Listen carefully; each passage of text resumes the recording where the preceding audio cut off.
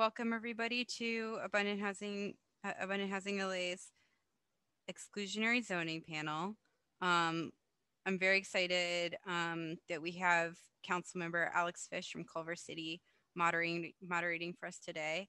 I'll turn it over to you in 1 second. And I also want to introduce our new organizer, Jamie Del Rio, who's here if you want to just say hi really quick.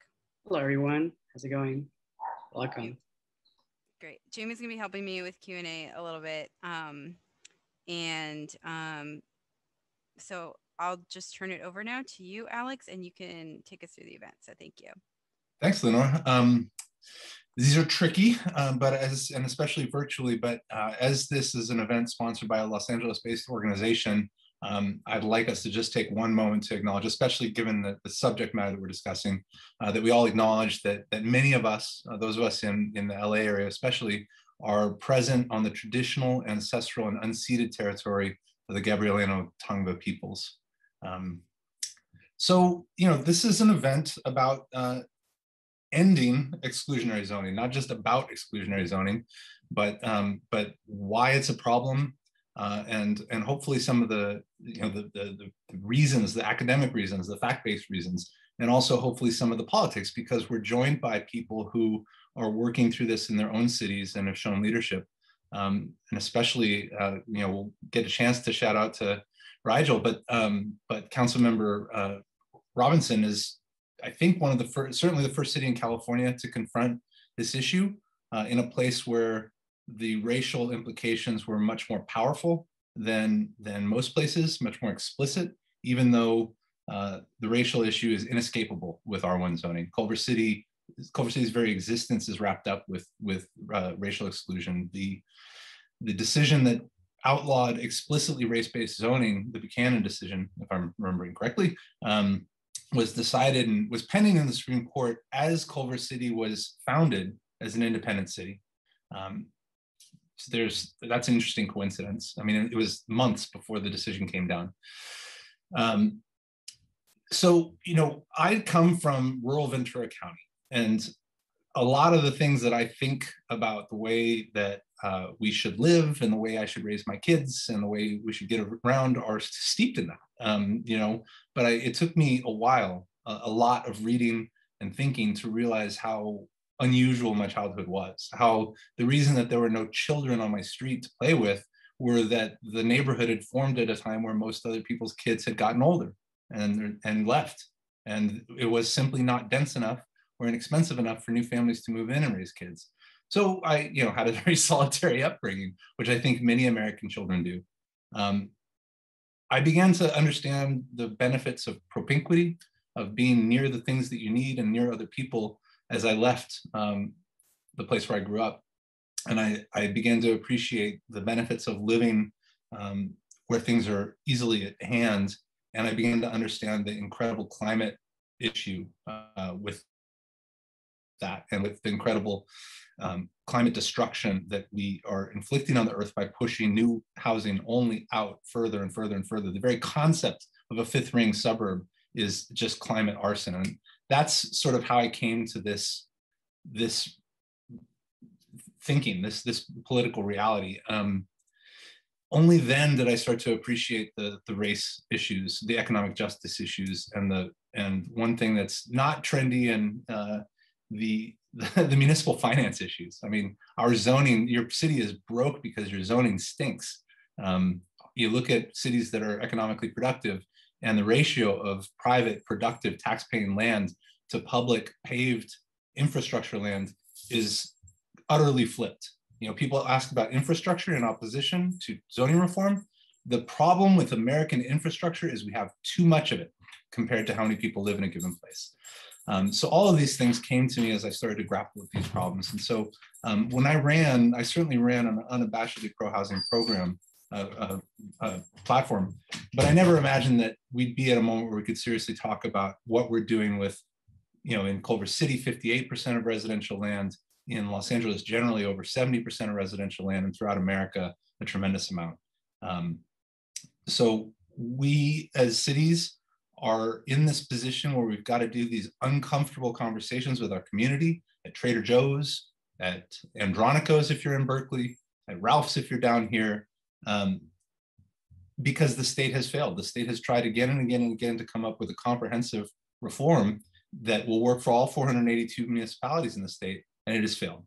And so if you care about the climate, if you care about affordability, if you care about addressing the 25% vehicle miles traveled reduction that California Air Resources Board, one of the best regulators in the world, says we have to achieve to meet our climate goals, in addition to rapid electrification of cars.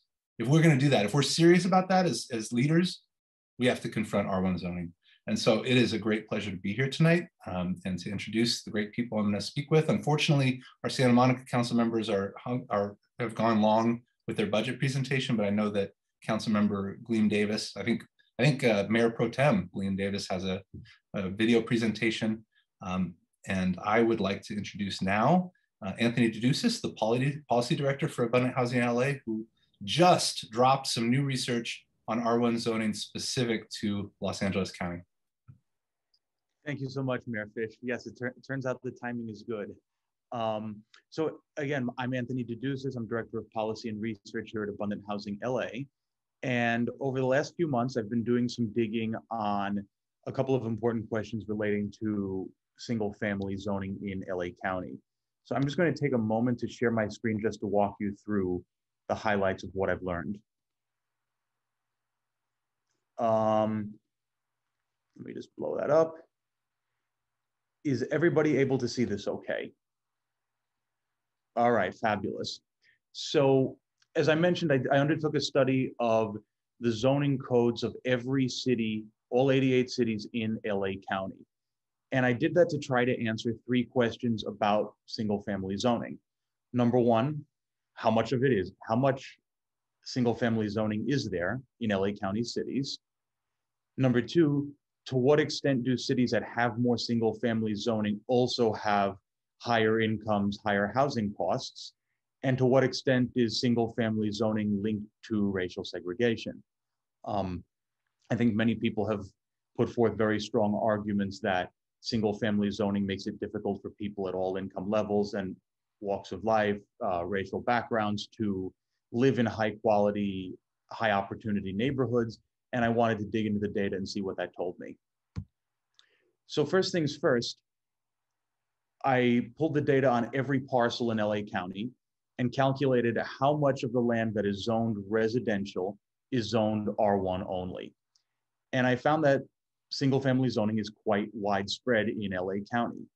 About 80% of the land in LA County that is zoned for housing is limited to single family zoning only. So you can see there is an awful lot of red on this map. You can also spot places like Cerritos, Norwalk in Southeast LA County. You can spot some of the South Bay cities like Rolling Hills Estates, Palos Verdes, and places like Malibu, Calabasas, where single family zoning is especially high.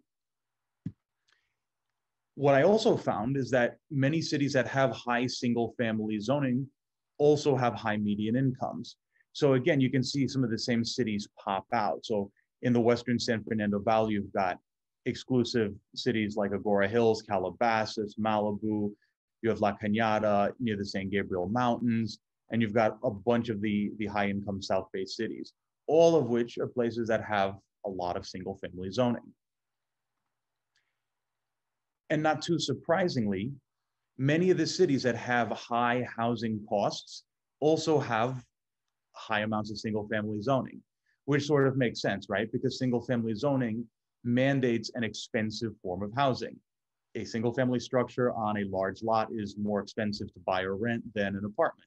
And so, again, that helps to explain why in many of the South Bay cities, Beverly Hills, La Cañada, Malibu, Calabasas, housing costs are so high. There are places that have a lot of single-family zoning. Now let's dive in a little deeper. What I did next was I bucketed every city in LA County into 5 groups based on how widespread single-family zoning is in their cities. And what I did is when I put those buckets together, I found that cities that have more single-family zoning have higher median household incomes. The most restrictive cities have about twice as high household income as the least restrictive cities.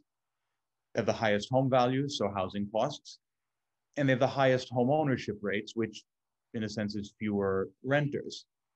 And so that tells a convincing story that exclusionary zoning and bans on apartment make it harder for people with low and moderate incomes to live in a city because they've increased what it costs to buy or rent a home in a city with a lot of single family zoning. So if you want to look at individual cities even more closely, this is a chart where every dot is a city in LA County. And the x-axis is how much of the land is zoned single family, and the y-axis is what's the median home cost. And so you can see a pretty clear relationship here where the cities that have the highest housing costs, that's this top right corner, are the cities that have a lot of single family zoning. There aren't any cities that have high housing costs and low single family zoning. These two things fit together. So we've talked a bunch about income, but when we talk about income and housing costs and barriers to opportunity in the United States, we also have to talk about race because those things are all intertwined. And so what I found is that many of the cities that have high segregation are also cities that have heavy amounts of single family zoning. So again, a bunch of the affluent cities in the Western San Fernando Valley pop out, Beverly Hills pops out, a bunch of the South Bay cities pop up. And when I say segregation index, or my measure of segregation, what we're basically defining it as is cities whose racial makeup is very different from the LA County average. So LA County is about 48% Latino, 28% white, about 14% Asian, and the remainder is Black. And so cities that have, generally speaking, high proportions of white people are cities that score that this way of looking at it defines as highly segregated. And so when you double click and you look at the racial composition of cities by how restrictive is land use, you find that the cities that have relatively low amounts of single family zoning have a huge Latino majority, but that cities that have very restrictive zoning are cities where white people make up the plurality, but not the majority. So you can see a pretty clear link between the racial composition of the cities and how restrictive zoning is. And so one last chart for you here, going back to this segregation index, what I found is that cities that have the most single family zoning are 10 times more segregated than cities with the least single family zoning. And so that's very striking to me because at the end of the day, I think the message to take away here is that exclusionary zoning acts as a significant barrier to affordable housing options and to making our cities diverse in every sense of the word.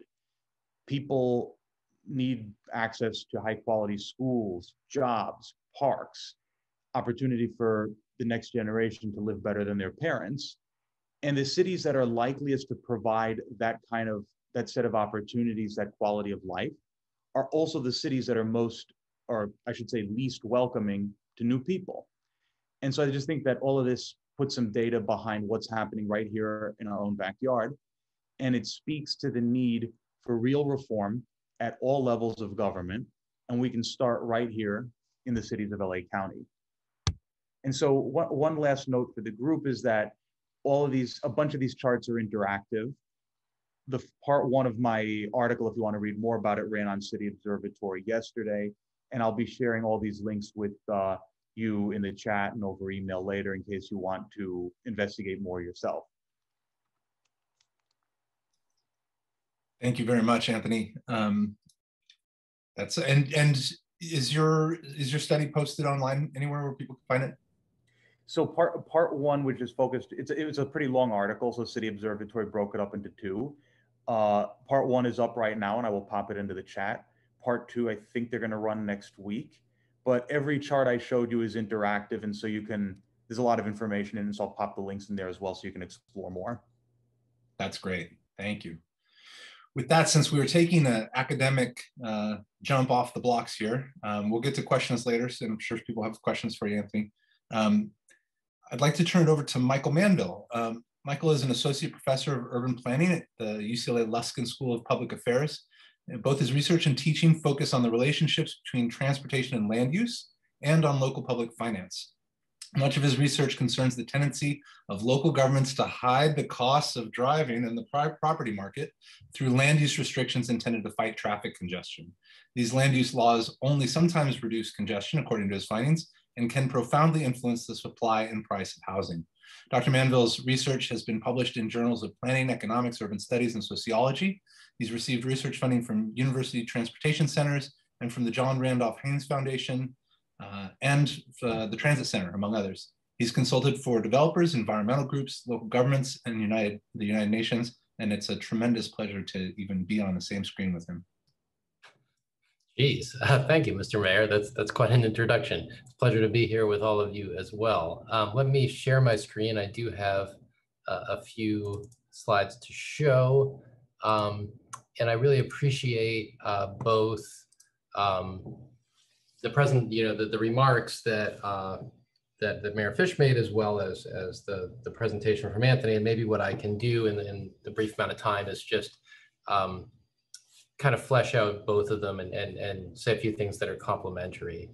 And so one of the first things I want to note is that Mayor Fish very, very correctly pointed out that single-family zoning in the United States often has an ugly history, right? That it is, as the mayor noted, many early uses of it were direct evasions of the Buchanan versus Worley decision, and one of the most famous court decisions in American city planning of Euclid v. Amber was actually handed down as a sort of rebuke to an attempt to overturn single-family zoning as a way to sort of still continue to practice racial discrimination.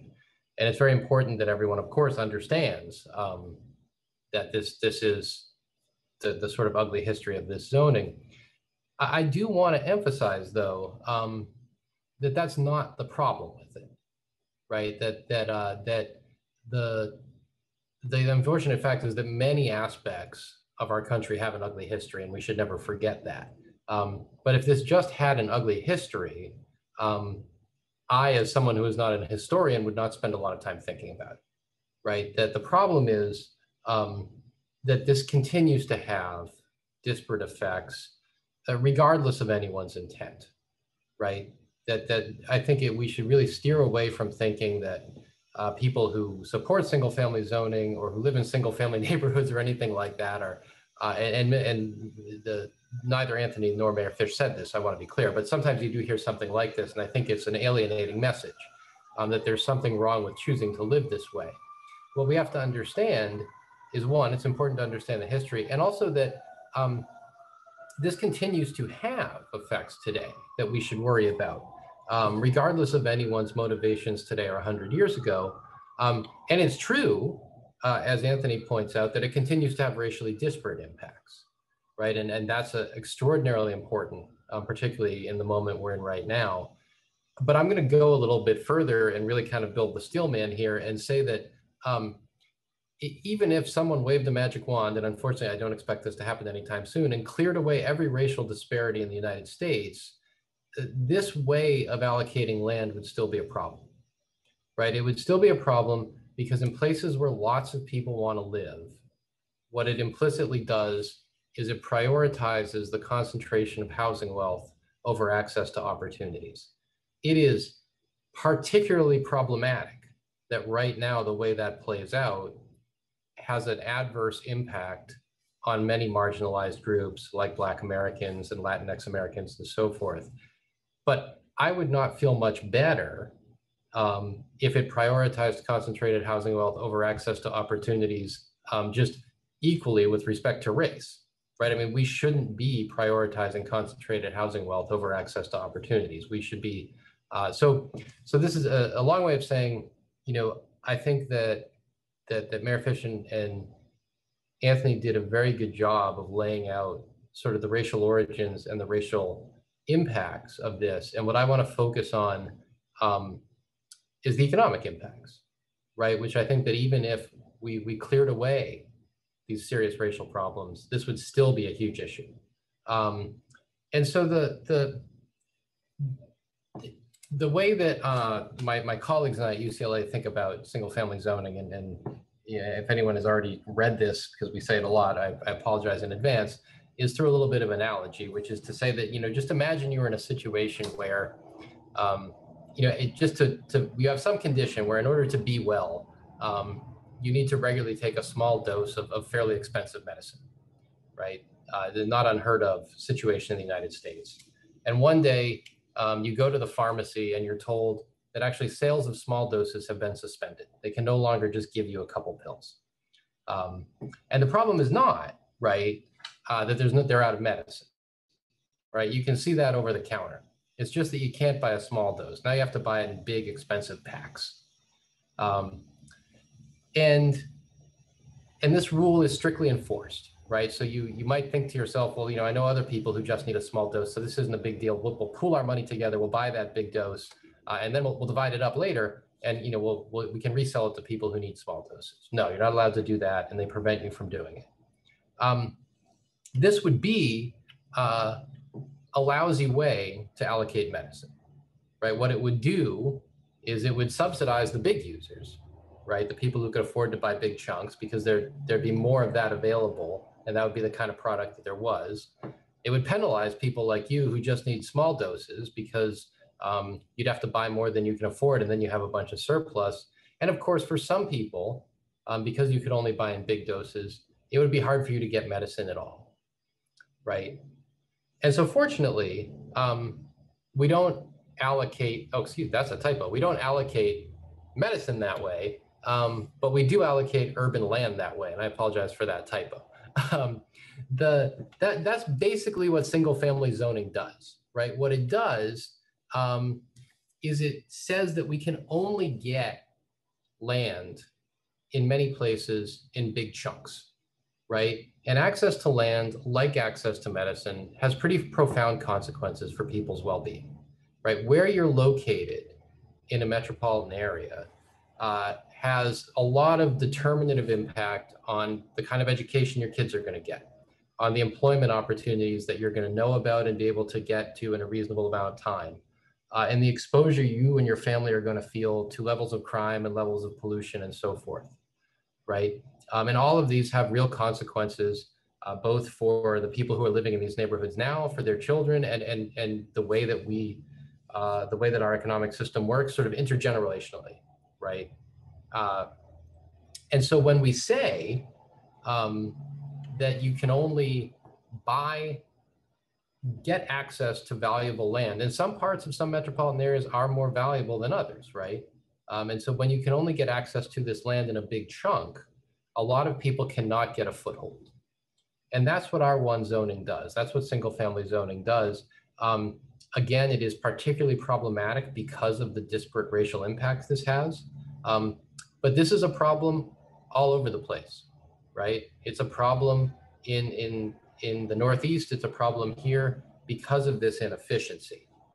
And so this really, and it really is a sort of an upside down kind of world that we've set up, right? Because normally when something is valuable, we find ways to economize on it, right? That's the way markets usually work. So this quick example is like when gas prices go up, you see more fuel efficient cars, right? And why does that happen?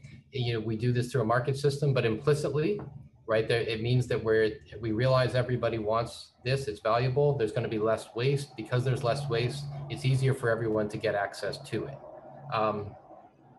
And we don't do that with land in Los Angeles, right?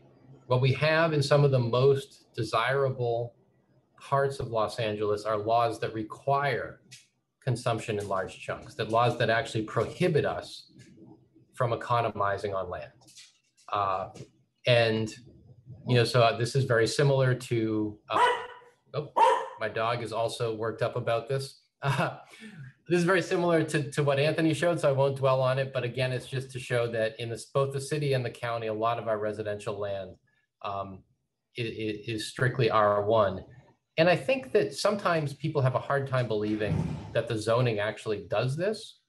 And I think if you just look around, you can see that that the zoning really is binding, right? And so I work when I'm allowed to sort of go to the office at UCLA, and not far from UCLA is the Wilshire Corridor, right? And I think the Wilshire Corridor is one of the best examples, probably in the country, of the binding power of zoning, right? In the sense that what you have along Wilshire Boulevard itself are 20 and 30-story towers of housing, right? That always have very few vacancies, right? And across the street from them, you have single-family homes, right? And you don't have to be an economist to understand that if you can profitably build and fill a tower on one parcel, then the highest and best use of the parcel across the street must be something a little bit more intensive, right, than a detached single-family home. And I think it's also important to understand, right, that here's another view, that this sort of landscape of excess consumption, what it does is it tells, you know, as expensive as these buildings are, these tall buildings are, and they are expensive, right? That when you move into one of these towers, what you are doing is you are sharing the cost of that expensive land with hundreds of other households, right? And that makes it a little bit easier for you to be in this very valuable location, not far from the ocean, so close to UCLA, et cetera. Right here, down at the bottom, the cost of that land is carried entirely by a single household, right? And so as a result, it's much harder for anyone to afford it. And the fact is, again, just quick, no one's denying that, you know, these towers have expensive units, right? You can see that here, but they're less expensive than everything around it, right? The single family homes are the real luxury housing in this neighborhood, right? Where there's the top story of some of these towers have penthouses that are over $1 million, but every single family home is pushing $2.5, $3, $4 million. And I think that's, you know, and you can say, well, Westwood is a very expensive area, but this is true in a lot of places, right? And I think that it's really important for all of us to understand that a detached single family home is an expensive house, right? That's the real luxury housing.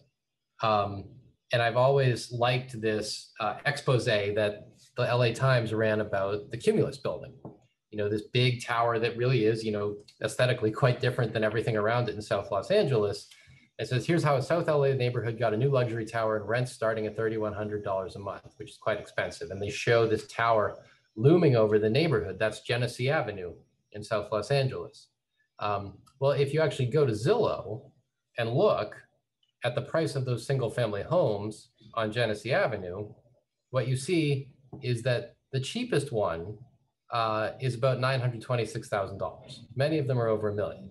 And so then you can just kind of put this into perspective. What does it mean to have a $926,000 house? Well, it means with a typical mortgage, you're going to have a $3,500 a month payment, more expensive than what's in that fancy tower. And that's assuming, right, you have almost $200,000 for a down payment and then throw in a bunch of money for closing costs as well, right? That yes, you know, the big building with the shared dog park and the shared pool and the shared gym, it stands out and we all sort of raise our eyebrows at it. But every single one of these single family homes, right, they have a private dog park. That's what a backyard is. They have a private pool if they have a pool. If you've got a Peloton down in your basement, you've got a private gym. And it's the status quo, so we don't think about it that way, but that's where the most expensive housing is. It's where the most well-off people in our community live. So just let me close with some final caveats here, because I want to make clear what I'm saying and what I'm not saying. Ending single-family zoning, right, doesn't mean ending single-family homes. I grew up in a single-family home. It was lovely. All it means, right, is that other types of housing are allowed. If you are a staunch defender of single-family zoning and think that everyone else also wants single-family zoning, then you have nothing to fear by ending it, right? Because if that's what everyone wants, then there's no need to mandate it into existence. It also doesn't mean, to borrow a phrase from Councilmember Paul Koretz, that the city has to turn into Dubai, right? That saying that, you don't have to, saying that not, ending a law that says that everything has to be the lowest possible density doesn't mean you allow the highest possible density, right? It just means we make room for a variety of different types of housing types, right? Yes, Dubai is one way to do it, but you could look at Paris, you could look at Brooklyn with its brownstones, Philadelphia with its row houses, New Orleans with its shotgun duplexes, some combination of all of these, something like this that Los Angeles could do in its own way, right? It's just a way to have a little bit more housing. And it doesn't mean all affordability problems are solved, right? No one should pretend that as well, right? Simply ending single family zoning doesn't mean that no one's ever going to have trouble affording housing. There's still going to be a huge need for subsidies for public housing and so forth. But it's important to remember that without ending R1 zoning, it will be very hard to meaningfully expand subsidies, right? Almost all affordable housing is multifamily housing, right? And if we don't make it so that there's more room to put multifamily housing in our cities, and especially in places with high opportunity, then we can't put our affordable housing anywhere. If you like public housing, we can't put that anywhere either. And so I'll just close with saying, right, that the subsidies for affordable housing work better if you also end subsidies for unaffordable housing. And one way to subsidize unaffordable housing is to reserve a huge portion of your land only for the most expensive kind of housing we have, right? And so an important first step to making Los Angeles a place where people from all walks of life can live, right, is to sort of freeing up that land so more people can share in the opportunities it offers. And with that, I will close. Oh, hang on, sorry, audio problems here.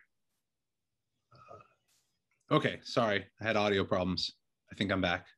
Yes, I'm back. Yep, you're back. Okay. Wow, thank you. If I had gotten a MERP, I would have saved myself 10 or 15 years of agonizing autodidactic learning. That was concise, and I really appreciate the caveats at the end, because people assume that we think, those of us who are willing to touch this third rail, they often assume that we think it's some magic bullet. I know everyone on this call, and I know that not a single one of you believes that. This is simply a necessary and not sufficient moment, but it's such a big one, such a big one. That's why we're here. Thank you so much. I'm sure the audience will have questions. I don't want to hog it up. This is a good opportunity to just briefly introduce Gleam, even though she's not here, and watch her video. Gleam Davis she joined the Santa Monica City Council in February 2009, was reelected 2012 and 2016. At the time of her appointment, Gleam was a member of the Santa Monica Planning Commission and was the co-chair of Santa Monicans for Renters' Rights. Gleam was elected to the position of Mayor Pro Tempore from 2016 to 2018 and served as mayor of Santa Monica in 2018 and 2019. She's been active in the community since she moved to Santa Monica in 1986, serving as a member of the board of directors for WISE Senior Services and chairing numerous organizations that provide non-governmental services. On council, Gleam is the city's alternate representative to the West Side City's Council of Government. And sadly, because Kevin McEwen is resigning, she'll soon be sitting with me on that body. And she continues to advocate for the character, livability, sustainability, and safety of Santa Monica's neighborhoods. She also maintains her strong commitment to lifelong learning and educational opportunity. And fun fact that I didn't know, she used to prosecute civil rights violations as a trial attorney with the United States Department of Justice. If we could watch Gleam's video, that'd be great.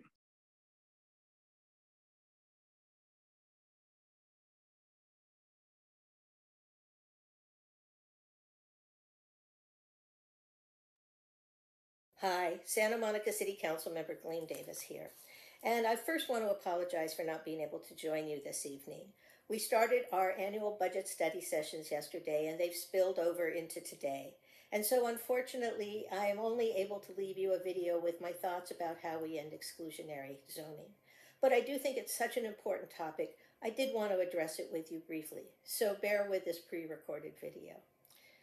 Senator Elizabeth Warren recently said that in too many communities around the country, restrictive zoning laws that were born out of racial segregation prevent new affordable housing from being built. Using exclusionary zoning to keep families out of certain neighborhoods is wrong, and I certainly agree with her. Now, I want to make it clear from the outset that when people talk about gently densifying single-family neighborhoods, very few people are talking about building 25-story apartment buildings next to one-story single-family homes. But what they are talking about is using density as a tool to build more housing in those neighborhoods. Housing such as duplexes, triplexes, quadplexes that are inherently more affordable, and by being more affordable, create the opportunity for greater diversity. I also support strategies like the one being used in Cambridge, Massachusetts, of a 100% affordable housing overlay that would give density bonuses to 100% affordable housing projects, even in single-family neighborhoods. With these types of tools at our disposal, we're able to address the historic impacts of exclusionary zoning, and it's important that we do so in this day and age. The Joint Center for Housing Studies at Harvard University said, "Today's conditions reflect a long history of housing policies, redlining, citing of public housing, and exclusionary zoning, to name just a few, that prevent people of color and low-income households from living in communities with good quality public services, easy access to jobs, and healthy environments.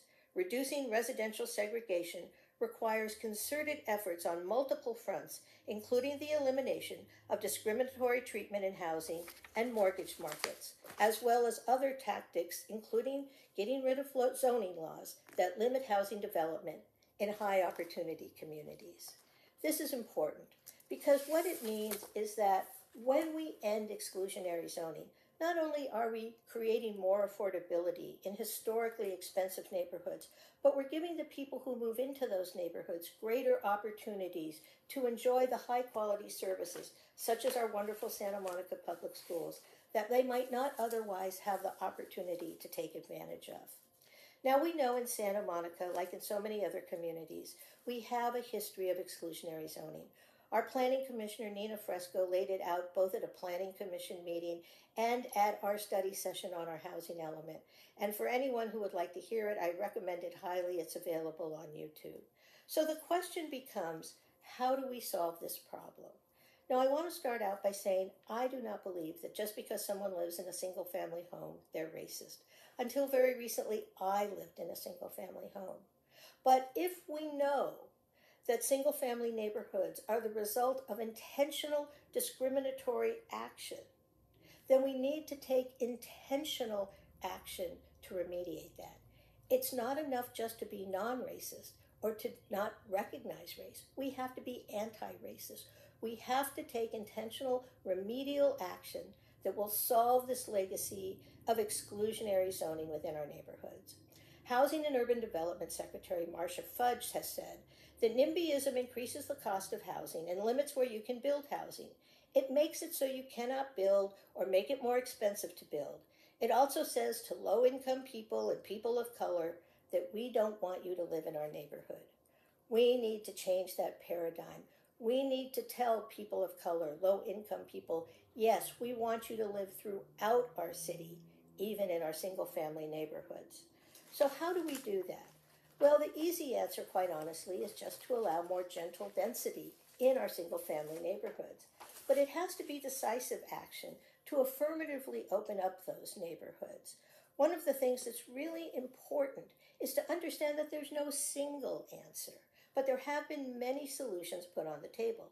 As I mentioned before, the 100% affordable housing overlay, the allowance of more gentle density in single-family homes, such as envisioned by Senate Bill 9 here in California, which would allow both duplexes to be built in single-family neighborhoods and allow lot splits, both of which would create more affordable housing opportunities in historically exclusionary zones.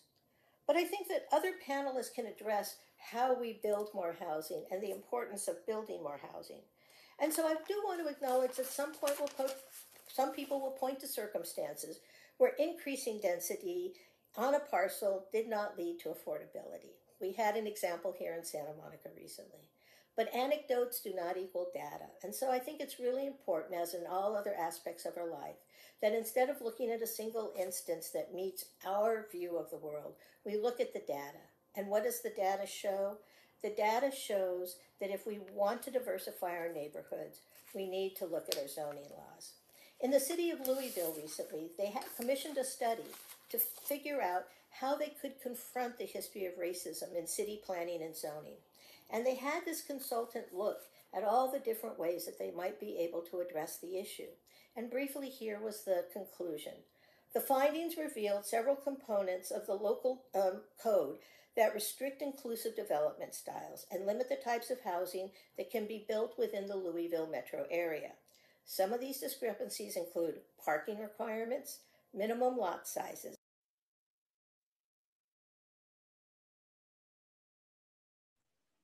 Sorry, not sure why my video stopped. Oops.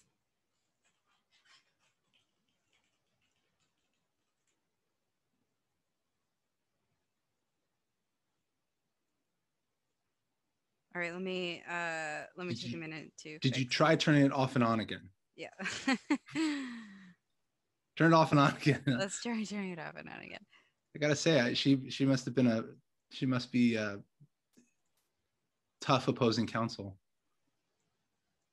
I feel like the farther into this pandemic we get, the more technical difficulties I have. So let me see. I'm not sure exactly where I think a lot of us, it's just more difficulties generally.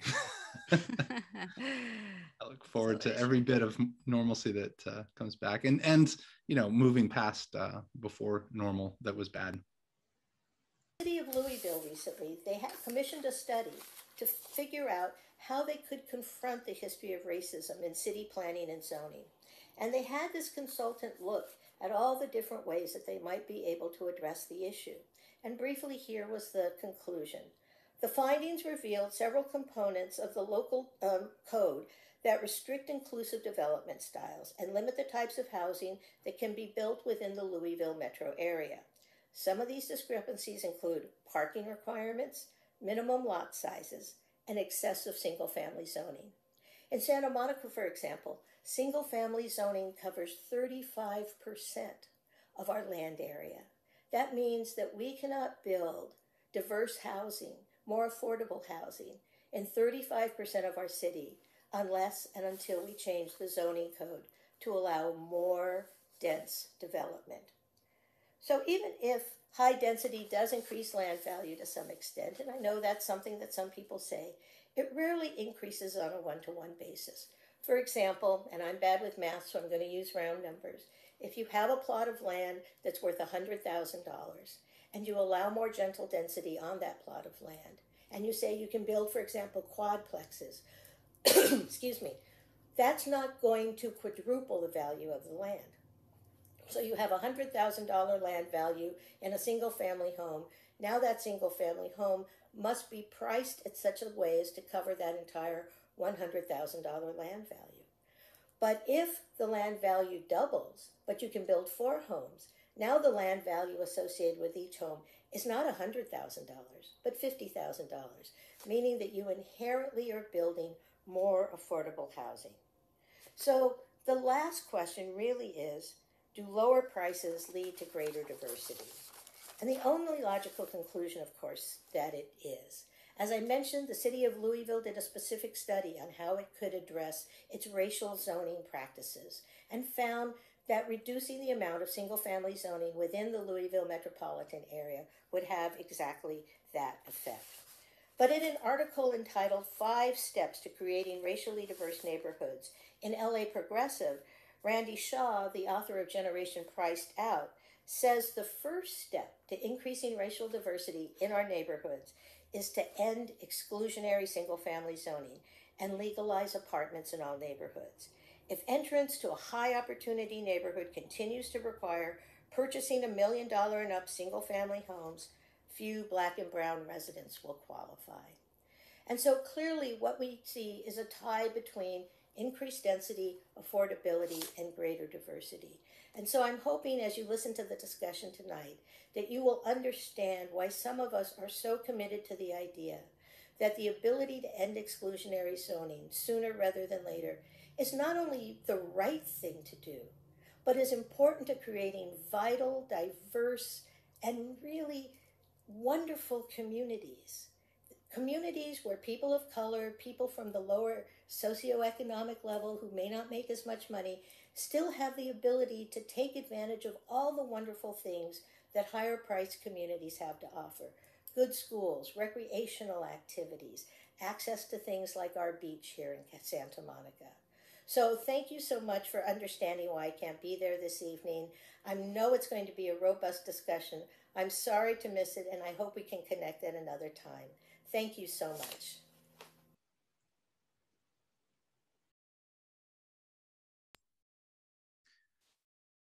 Thank you. I'm sorry that Glenn couldn't be here. I appreciated all of that, but I really want to highlight Gleam's point about land price and upzoning.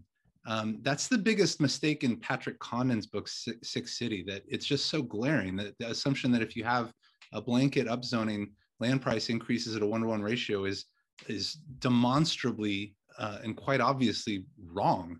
It's a major problem with that book and the conclusions he draws.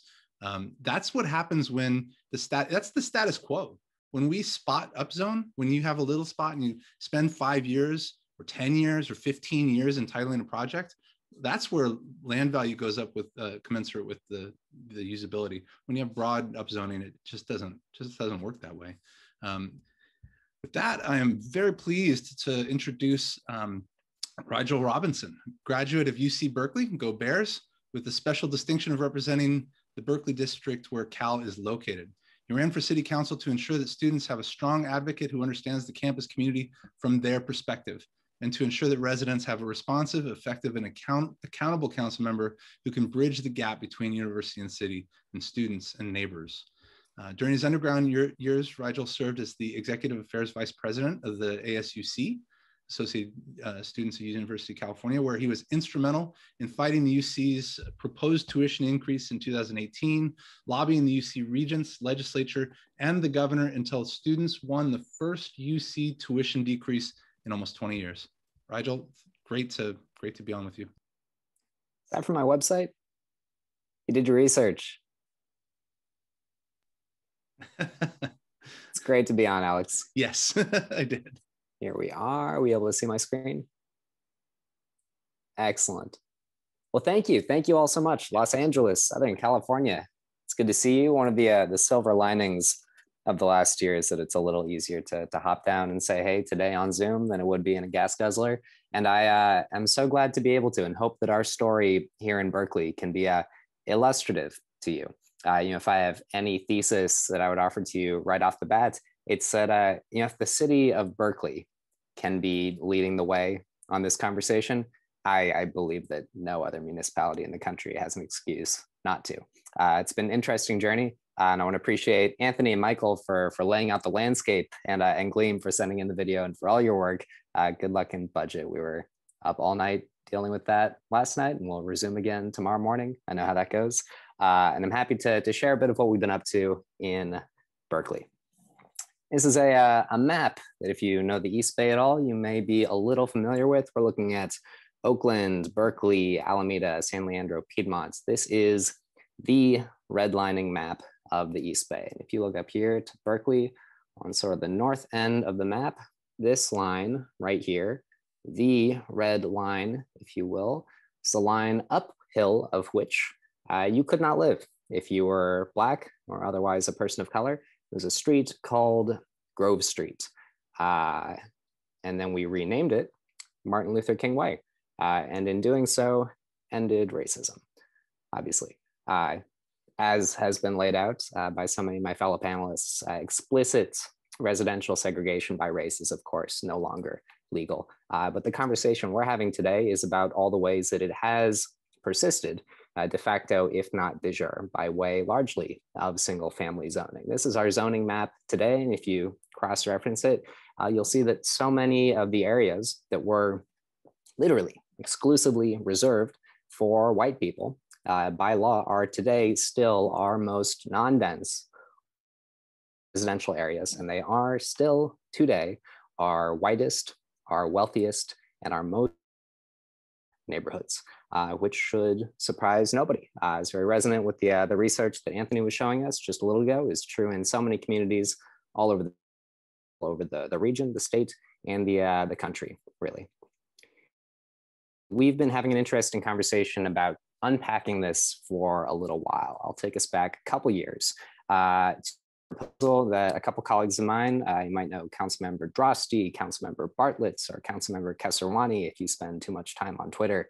We put together an item called the Missing Middle Report that was as ambitious as it was cautious. This was in early 2019. We put forward an item to begin very tentatively, but aggressively, the process of studying our zoning map and asking staff and a consultancy to return to the council with recommendations on the sorts of zoning changes that we might make to diversify the sorts of housing it would be legal and possible to build in our city, with sort of a quieter goal of naturally ending single-family zoning in the city of Berkeley. And we packaged it as a missing middle housing initiative, looking at all these different creative ways to build new housing that's really more affordable by design.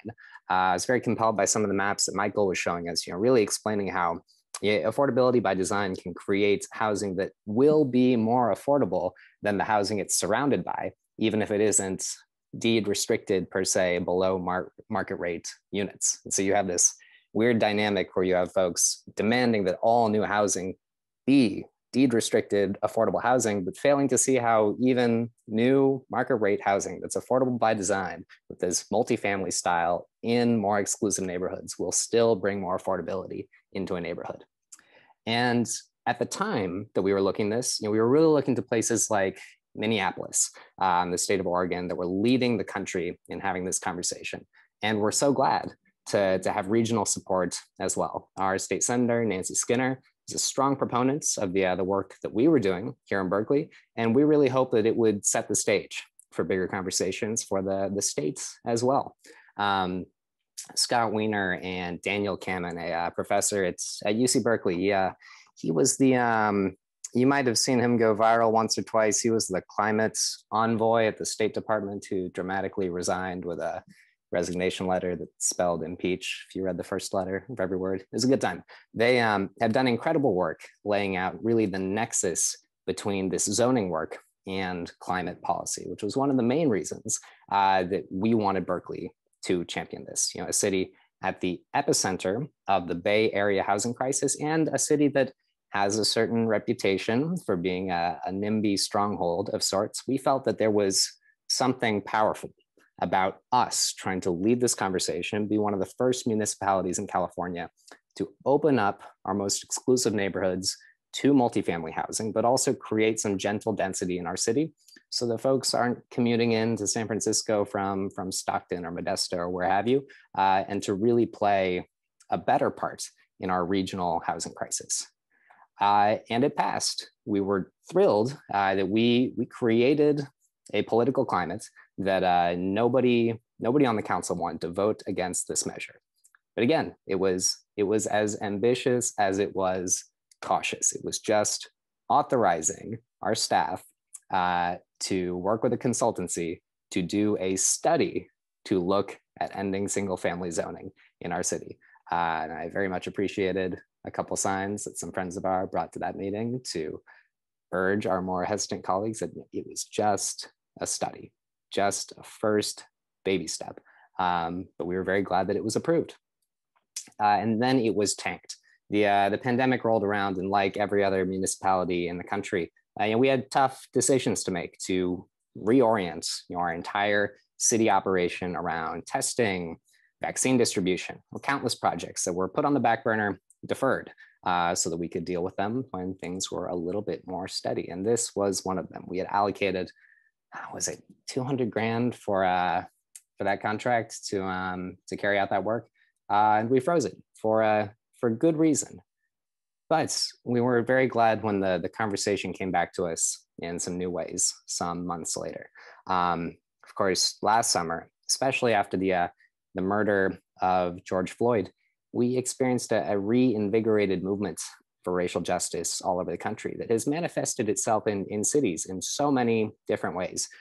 You may have read too about some of the work happening in cities all over California, but also in Berkeley around police reform. But I think part of what's been so special about the last year is the scope of racial justice conversations that cities and advocates and activists have been having, looking at the permeating effects of racism at every level of society, including in housing. And so here in the area, last year especially, I think we really started to see a much more direct reconciling with the racist history of housing law in the area, but even especially right here in progressive, liberal, utopian Berkeley. Many folks didn't know until this fantastic piece and podcast that KQED did that the city of Berkeley is actually the OG single-family zoner. Single-family zoning was originated in the city of Berkeley in 1916. We did it first. It was right there in the Claremont and Elmwood neighborhoods. Another tool in the toolkit to keep these neighborhoods as exclusive, as wealthy, as white as possible. And, it's something that really hurts my brain. I grew up out of state, actually, in St. Louis, Missouri, one of the most segregated cities in the country. And it is so disorienting to me that being so familiar with issues of residential segregation in my hometown and the role that single family zoning has to play there and in so many other communities, it's disorienting that that tool was actually first forged right here in Berkeley. And so in the context of these discussions, in the context of this movement, we felt it deeply right and just that Berkeley accelerate its work and play a more leading role in ripping apart this terrible legacy. And as has been noted, not just because of the harms that it has done, not just because of its racist origins, but because of the exclusive effects that it continues to have today. So some months ago, we were able to bring forward a resolution to end exclusionary zoning in Berkeley by the end of next year. And that work and that item was predicated largely on such an incredible body of research. We really tried to make sure it was as data-driven a process as we could. Research very similar, specific to the Bay Area, very similar to some of the charts and numbers that Anthony was showing us earlier, pertinent to cities in the Los Angeles area. This is, almost exactly the same graph we were looking at before, but for a different region, you come to exactly the same findings. For cities in the area, this is from the Othering and Belonging Institute at UC Berkeley. You see a pretty clear relationship between the percentage of a city that is zoned for single family residential housing and the percentage of the city's population that is white. It is stark, it is not subtle. And we were thrilled too that this item passed as well. And, I think there's lessons in that. A couple years ago, a lot of folks would be hard pressed to imagine the city of Berkeley being one of the first municipalities in the state of California to pass a resolution like this, to make a commitment like this, and to really denounce our own history like this. But this is where we are. And I think that's the result of a number of factors. It's a result of some particular elections in the last year. It's a result in changes to the makeup of the council, particularly the council members that would bring forward this item. It's a result of the incredible and passionate activism of a lot of young people in our city, especially. We are a college town. We have a growing university, and those university students, almost all of them tenants, are some of the primary victims of the housing crisis in the city of Berkeley, and are also eager to draw these very important links, to put conversations about zoning in the context of conversations about climate change and racial justice. And they have absolutely set the tone for this debate in this city. I don't see any mattress anywhere. What do you mean? I don't see a mattress anywhere either. Oh, All good. Anyway, we have had an incredible several months, and the movement that brought these items to the council and ensured that they would pass. Can't move them. Can't sign up for muffins. We may have someone unmuted who perhaps all good. Yeah, all good. Muted. Sorry. No worries. You're so fine. I hope they find the mattress. It has been phenomenal. It's been special, but I think it's also a template for every other municipality that's trying to have these conversations to again put these issues in the context of issues that are a little more digestible to people, but to also realize that we really don't have time to waste. As my fellow panelists have all made a point to note, this is no silver bullet that's going to solve the housing crisis, but it is impossible to imagine us solving the housing crisis if we can't rip off this Band-Aid first. There is a journey yet ahead of us. I noted, the resolution we passed committed us to ending exclusionary zoning in Berkeley by the end of next year. The way that happens is by latching this onto our housing element update. So cities all over the state over the course of the next year will have to rezone to accommodate numbers of new units, new growth that they're required to zone for by HCD, the state's Department of Housing and Community Development. It's a process called the RHNA process, the Regional Housing Needs Allocation, that's RHNA. And cities can choose to zone within that process to a certain extent how they want to. It's our belief that as many municipalities as possible should be using this cycle and this opportunity to tackle the question of single family zoning. I'm glad we've gotten our share of attention for this, but at the same time, there is a lot of work ahead of us. But in very real ways, there's no such thing as bad press. Like I said a couple years ago, I don't think anyone could have imagined the city of Berkeley leading on this. And I hope that there are council members and advocates all over the state that are seeing this and asking themselves, my God, if they can pull it off, why can't we? I'll finish by just appreciating some of the caveats that other panelists have shared as well. We did not pass this without opposition, without ruckus. It was loud and challenging, and I think a difficult conversation for many in our community to have. But I think all told, a deeply important one. As some have touched on, for example, it's easy to hear, especially when you start linking conversations around single family zoning to racial justice and redlining. It's easy for residents to feel attacked by that, to feel that what you're saying is that they're racist for living in a single family home. And obviously that's not true. The single family home itself is not racist. We're not saying that anyone is because they live in one, but the system that makes it illegal to build more affordable housing in your most well-resourced neighborhoods, that's racist, and we can do something about that. So that's what we're up to. Thank you so much for having me. Thank you so much, Rigel. I hope that we get a bunch of questions about your political journey and all this instead of what the usual questions that I expect at this type of discussion, which we've all read before in Berkeley side and elsewhere. They don't get quite as creative as they get online on Twitter among the housing discourse, but appreciate that. Yeah, thank you very much for that. That was great. I think now we have, unfortunately, because Councilmember Kristen McCowan, who's actually the Mayor Pro Tempore of Santa Monica right now, because she was unable to make it and didn't have time to create a video, we have a little bit more time for questions. And so, Leonora, if you could kind of guide us through, that'd be great. Yes, thank you so much, Alex, and thank you so much to all the panelists. This is a really great discussion. First of all, Alex, I'm so sorry that I introduced you as council member and not mayor. And so just wanted to apologize for that right off the bat.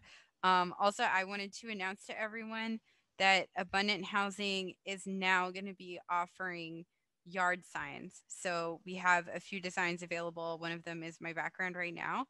And I'm going to put the link for that in the chat, and you can also find that in our upcoming newsletter. So I hope that you'll consider getting a yard sign and, you know, putting it out there that you support ending exclusionary zoning in your own neighborhood. So, so here's the link. Check it out in the chat.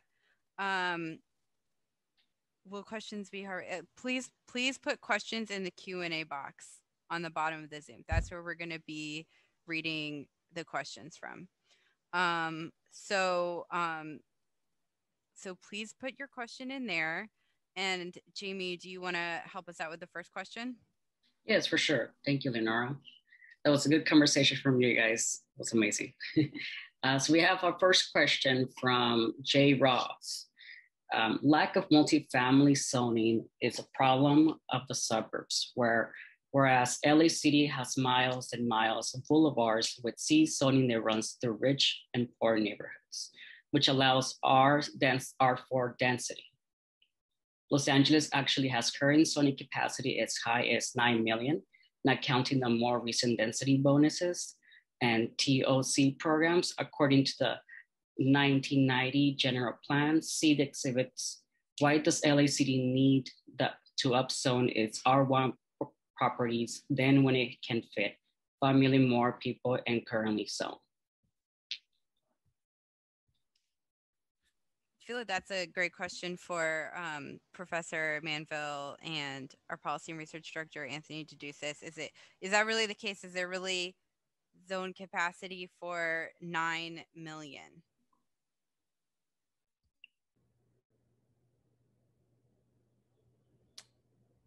Mike, do you want to take this or should I? Go ahead and I'll chime in if you miss anything. Sure thing. So I'm not quite sure that 9 million number is correct. So there's a guy called Greg Morrow who did a foundational study on the topic of down zoning in LA. And in 1960, we had 2.5 million people and enough zoned capacity for 10 million people. By 1990, after a lot of down zoning, we had 4 million people living in the city of LA and zone capacity for about 4.5 million people. And so I have a hard time agreeing with the characterization that low density zoning is a problem of the suburbs, because right here in the city of LA, that's beautiful. That's the chart. Thank you, Leonora. So the number for 1990 is 3.9 million, 4.3 million in 2010, probably a little higher because of TOC. But nevertheless, we're talking about a pretty tight gap between the number of people who live here right now and the number of people for whom it is possible to build enough homes under the current law. And so, again, this is a problem of suburbs, but it's a problem of large cities like Los Angeles, where about 80% of the residentially zoned land is R1 only. And so I think, again, for all the many reasons that folks have described around affordability, about making communities welcoming to people of all backgrounds, about the environmental impact of what happens when you mandate single family homes in an auto-oriented lifestyle, we need to revisit R1 zoning, not just in the suburbs, but also in the city of LA. I think that's all correct. And the only thing I would add is that, obviously there's different ways to kind of project out the zone capacity of a city. And on a lot of LA's commercial land, you can in fact build housing, right? And so, but I think that there's a couple of reasons why, even if we accepted that the paper capacity of Los Angeles has a lot of commercial land that could hold residences, there's still reasons why we would want to upzone our lower density R1 neighborhoods. One is just that I don't think it's appropriate from either a fairness perspective or a sort of urban design perspective to put all of our apartment buildings on big wide boulevards that are heavily trafficked, right? Those are, they're more dangerous streets, they're more polluted streets. And I think that it's okay to have an apartment building a few a few blocks back from a big 6-lane arterial or something like that. The other issue is just that oftentimes that land has some sort of going concern on it. And so the probability of it being demolished and redeveloped as housing is, it really varies depending on where in the city it is. And even in, more high opportunity parts of the city, you're talking about if there's a profitable going concern on that land, the probability of it being redeveloped is lower. It's more expensive to redevelop. You might have to negotiate Proposition U, right, which makes it a little harder to redevelop it. And that if we actually want to build something other than larger apartment buildings that are, 5 or 6 stories high that tend to be expensive, and there's nothing wrong with those, right? But if you want to get more variety in your housing stock and more wood framed buildings and more the kind of thing that a contractor developer could put up, you do need to take land that is zoned for very low density and allow it to be built on at a slightly higher density. So I think that's a sense where that's important. If I could jump in, I won't pretend to have any idea what's going on in Los Angeles, but even if in theory you could meet all of your growth goals, your unit counts within those commercial corridors, and there's something to be said for lively and dense commercial districts, I think at a very basic policy level and really a philosophical level, there is something intrinsically good, fundamentally good about creating more affordable opportunities in your exclusive neighborhoods. That is itself an opportunity to help integrate those neighborhoods. That is in itself a goal and good in a vacuum. And also really quickly, Professor Mandel's pictures were so great for a really key concept here, which is that when you reduce the aperture of development, you dramatically increase the pressure, right? So you see these massive towers and then these, stately manors, and what's in between? Literally nothing. So that's why you get these giant buildings. And that's, I mean, people touched on the urbanism of it. It's just not, doesn't make a great city. Thank you so much. These are really great comments, and it's really exciting discussion. Let me do the next question. This person asked, I'm not convinced that R1 zoning is racist. I will say that this person submitted this comment an hour ago, so hopefully they were convinced by the presentation. So whoever submitted this question, please consider sending a follow-up, letting us know if you were convinced even a little bit or not. Tell us the truth. Would love to hear from you. But anyway, so this person wrote, I'm not convinced that R1 zoning is racist. Tons of minority families in South LA, East LA, and the Valley crave to own houses. And many of them do own houses, and more of them own houses each year. R1 and racism may be correlated based on the past, but I don't see it as a causal relationship that will occur in the future. Do you? I thought, Councilmember Robinson, it would be great to hear from you for this question. If you could start us out, because you did present so much evidence from the city of Berkeley. Certainly, post hoc ergo propter hoc. Yeah, there is such a wealth of resource linking this strategy to deeply racist outcomes, but you don't have to look very far to see what the intent was at the time too. I'm reminded of so many of the very, very direct and very explicit advertisements that realtors in the area and in the neighborhood that originated single-family zoning in Berkeley were using to market to prospective homeowners in the area, and using language that I won't repeat. It was valuable for their marketing to tell prospective buyers that there would be no undesirables, if you will, in these neighborhoods that they wanted to move into. And single family zoning was a tool that they used to ensure that. So there's, the jury's not out on this. But I think the charts that we were looking at from the Institute of Othering and Belonging, that really, it was eerie. Anthony, I'll be very eager to pull up your report itself, because it was like you were looking at the exact same chart, just looking at two totally different regions. The same findings. that the higher the share of residential space in a city that is zoned for single family housing, the more exclusive and the whiter it will be. And we see this all over the country. And it, yeah, I think in some good ways that is finally getting some mainstream attention. You all might be familiar with was it Mr. McCloskey, our friend in the mansion who was pointing his gun at the Black Lives Matter protesters in Ferguson, who has become the mouthpiece for the defense of single family zoning for the GOP. And you know, they're not dog whistles anymore. It's not subtle. So I hope that the presentation and the conversations we've had over the last hour have helped get you up to speed. Appreciate the question though. If I can just add a quick thing, I mean, the most obvious part of that answer is intergenerational wealth, right? Why are white households, why is the median wealth, household wealth, $100,000 for white households versus, I think, just 1,000 for African-American households? A lot of that is land ownership over time, and that doesn't change. People who are locked out of the housing market today in superstar cities, like all of us live in, are more locked out than ever. And those of us who have grabbed onto some rung of the housing ladder are earning, you know, a full-time job worth of wealth every year, untaxed. That's going to create a difference. And the other thing is that this question, which is very politely asked, as this question usually goes, is really shows the moral imperative of a place like Culver City to take the lead, because a lot of state housing legislation has foundered, at least rhetorically, on these rocks. And I got to say that, you know, Black homeowners have every reason to be suspicious of the state. I get it.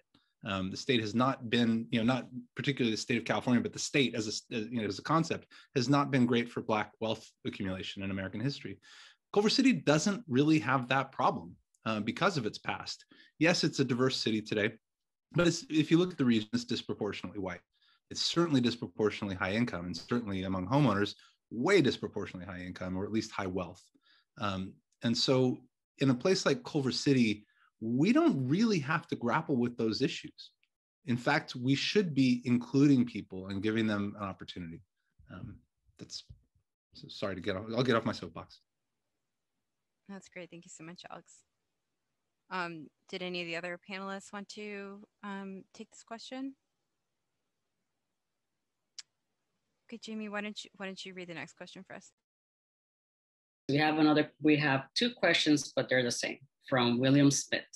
How can we increase the number of market rate homes and without increasing a shortage of affordable housing for those who cannot afford market rate housing, but support those that do?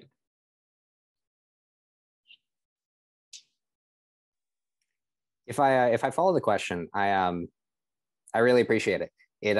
And I think it gets to sort of an awkward crux with so many of our growth and development conversations. One of the primary ways that we're actually able to get below market rate units built in our city is by effectively building them ourselves, using the fees that we get from market rate development. We have a housing trust fund that is built up by an accumulation of affordable housing mitigation fees, which we levy on new market rate construction. So we could have a growth of new projects coming into the city that, you know, while they're technically market rate, by being affordable by design, by being multifamily projects in otherwise exclusive neighborhoods, will be more affordable than their surroundings, while also contributing to the pool of resources that the city needs to create those deeply, you know, very or extremely low income units. So it's all connected. But you're right. I mean, we do need to be doing both. You know, one thing I would add is that many of the reforms that make market rate housing easier to build are also helpful for building affordable housing. So, for example, affordable housing doesn't really pencil unless there's like a minimum amount of zoning that you allow. So, like, an all single family neighborhood is a neighborhood where it's basically illegal to build affordable housing. The other thing I would add is that other things that kind of fit with the process, like by right permitting, eliminating on-site parking requirements, things that make housing more difficult and more expensive to build. When we when we pare back or eliminate altogether these kinds of rules, yes, you make market rate housing easier to build. You also make affordable housing easier to build. Nonprofits and philanthropic organizations also have to raise capital. They have to work with banks. They have to work with investors. And so the kinds of things that ultimately make affordable projects pencil do sound a lot like the things that make market rate projects pencil. It's sort of, again, at the end of the day, the housing market is interconnected.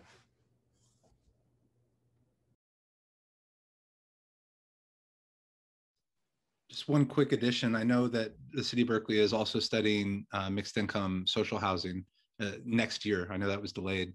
And I think that's wonderful. I'm a big supporter of AB 387, trying to bootstrap that behind the scenes and make it a real state agency that builds that statewide, immediately, available housing for middle income people at cost, and much cheaper to subsidize. You still have to get zoning reform to do that. And additionally, the city by city municipal housing is a very, very big lift. So I hope the state moves. I hope the federal government moves. Great, thank you so much. So the next question is, how can we support this in the West San Fernando Valley? Thank you so much for this great question. I will answer it really quickly by saying a great first start is to get some yard signs. So definitely check those out and put them up in your neighborhood. Maybe hand them out to your neighbors too. Also, connect with Jamie. Just send us an email. Jamie, maybe you want to put your email in the chat really quick so people have that. But let's start organizing people in the San Fernando Valley. Let's start pushing for this kind of change. We'd love to help support that as much as possible. So please get in touch with us. And, excited to have as many people involved with this movement as possible. So, and anybody else want to answer this question about how to support this in West San Fernando Valley?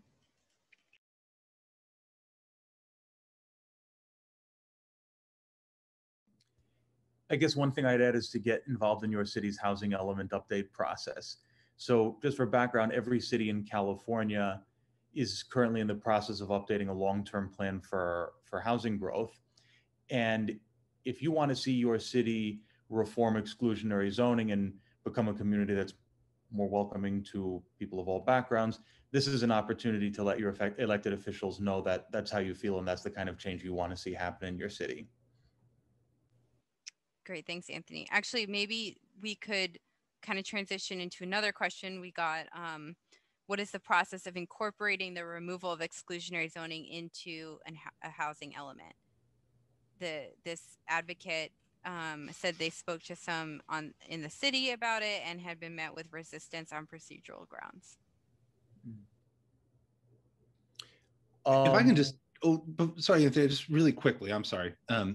That was something, we had our city did a resolution to state some basic principles about the housing element for exactly that reason, that there's a serious process issue there in that housing elements have been done the way that they were done in the last housing element process for forever.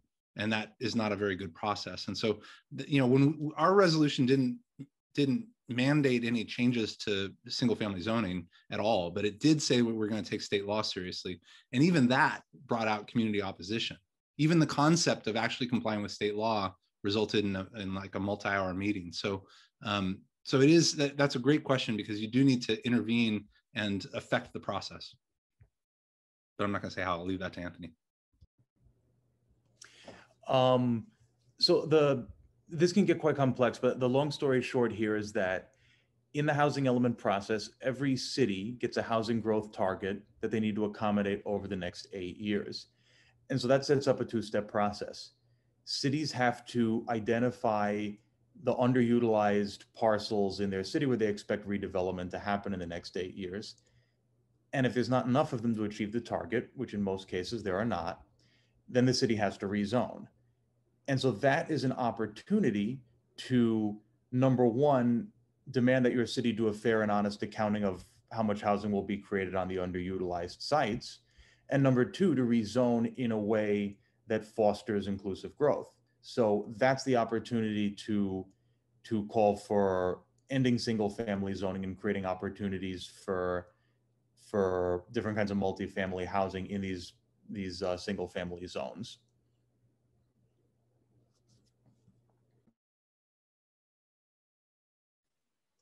Great, thank you so much. Jamie, do you want to help us with the next question? Could you discuss infrastructure changes in R1 needed to allow for more housing units such as gas, electric, water, sewage, parking, etc.?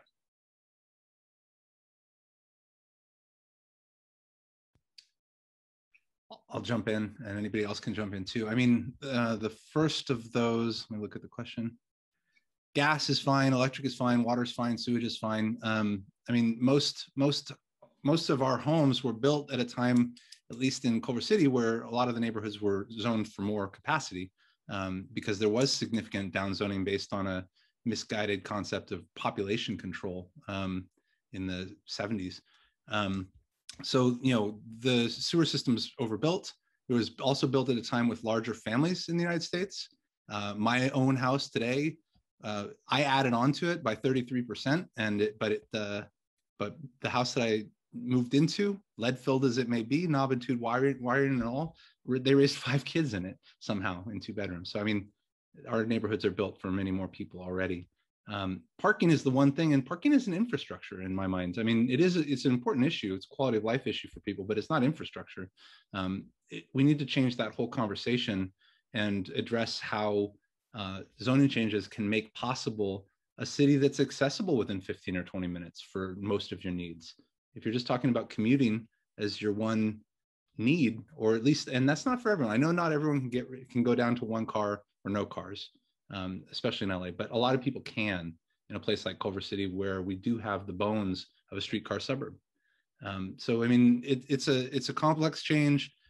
I won't deny that there will be growing pains, but the idea that we should be dedicating, 25% of our city, of our public land, it's the overwhelming majority, but just to private storage, private property storage needs to change, and we need to find ways to address that. Very well put. And I'd just add at an even broader level, we have infrastructure challenges already, and having more residents in a denser city is better for your tax base and will help you get there.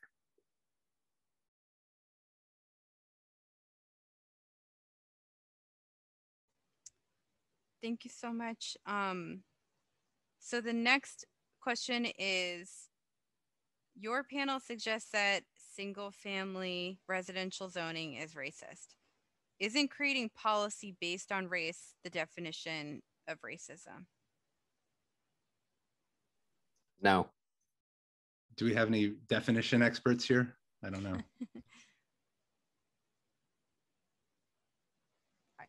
Is it maybe is ending single family zoning even creating policy based on race?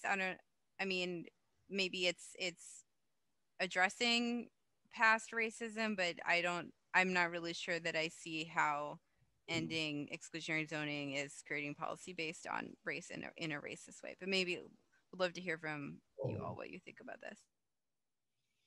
Well, I think it goes to, I think one thing that's happened in the last year, right, that I think has created confusion for some people is that the definition of racist has probably become a bit more elastic, right? I say this as a social scientist who was sort of brought through graduate school where racism or racist implied to a sociologist like a specific amount of animus, right? So I think there's to be generous to this, I think there can be legitimate concern, and I think a lot of the panelists have mentioned that there is you run a risk when you say a particular policy is racist of turning people off and making them defensive, right? And you may or may not be able to defend that, but I think it's really important to, to just have this other message, right? Which is that like, it is certainly inequitable, right? And it is certainly an inequity that in today's America falls disproportionately for a variety of complicated reasons on non-white marginalized populations. And so I think in some ways we get ourselves into a bit of a distraction about, you know, whether we can call this racist or not. It's not a good policy, right? Whatever term you want to put on it. And it's not a fair policy, whatever term you want to put on it. And if I could just put a political spin on that, I mean, you know, I agree. And also we've had for 50 years an obligation to affirmatively further fair housing in this country, which is a promise unfulfilled. The Fair Housing Act only passed, you know, in the wake of Martin Luther King's assassination. That's the only reason that passed. And then we had utterly no will to implement the idea that we needed to take steps to make sure that we desegregated the United States of America. So let's start, let's try. Thank you so much. Any last comments on this one? I realize that we're over time, so I think that will have to be our last question. Okay, well, thank you so much, everyone. Thank you so much to the panelists and to Mayor Fish for moderating. And thank you to all the attendees. Please remember to check out the yard signs and our website, abundanthousinglA.org. I hope you sign up and get involved in the effort to end exclusionary zoning. Thanks, everyone. Did you want to say one last thing, Alex? Yeah, just thank you so much. And I hope that, you know, even the skeptics out there got something positive from this, because I'm just blown away and I feel very inadequate next to the panelists. Thank you so much. Bye. Thank you, Bye, everybody. everyone.